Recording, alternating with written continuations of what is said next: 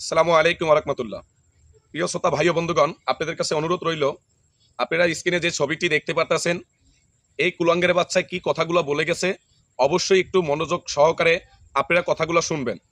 কথাগুলো শোনার পরে আপনারা কমেন্ট বক্সে আপনাদের মন্তব্য রেখে যাবেন।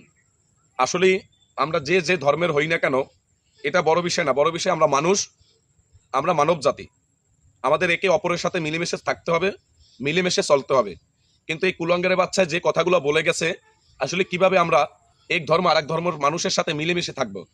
আমরা যে মিলেমিশে থাকব, এই মিলেমিশে থাকার কোনো কথার মাধ্যমেই সে পরিচয় দিয়ে যায় নাই। তাই আশা করি সকলেই এই কথাগুলো শুনলে বুঝতে পারবেন, সকলে মনোযোগ দিয়ে শুনবেন।